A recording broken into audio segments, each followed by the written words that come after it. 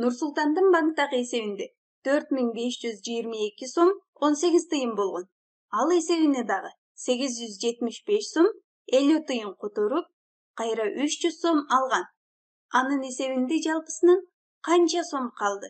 Нурсултандын банктагы эсебинде жалпысынан канча сом калгандыгын видеону токтотуп туруп өз алдынча эсептеп көр.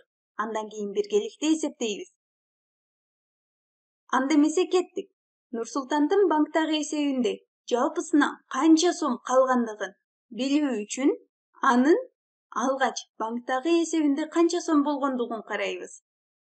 Анын банктагы эсебинде 4522 сом 18 тыйын болгон. Же болбосо 4522,18. Ал эсебине дагы 875 сом 50 тыйын которду.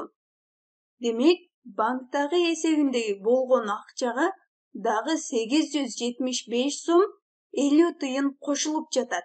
Демек, бул санга кошуубуз керек 875,5 875,5 же болбосо 875 сом 50 тыйынды кошуу керек. Анда сумманы эсептейбиз. Сумманы эсептөө үчүн ар бир разрядты бири-бирине дал келтирип жазып алдык.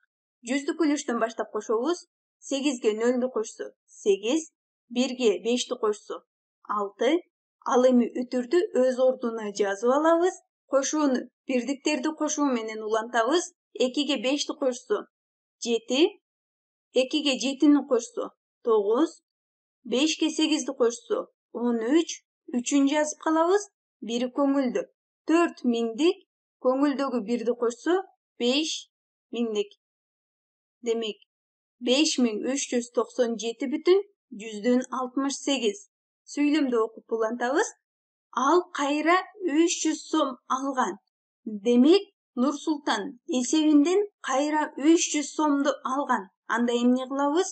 Эсептеги жалпы суммадан кайра 300 сомду кемитөө керек. Анда кемитүү түрүндө жазып алабыз.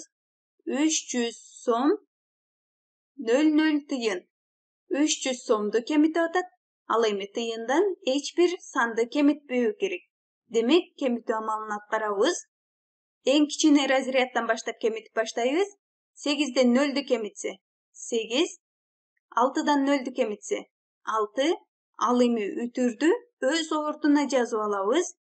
7ден 0ду кемитсе 7, 9дан 0ду кемитсе 9, 3дөн 3дү кемитсе 0.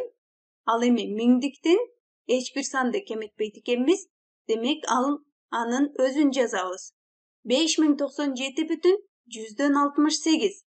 Демек, Нурсултандын эсебинде жалпысынан 5097 сом 68 тыйыны калган.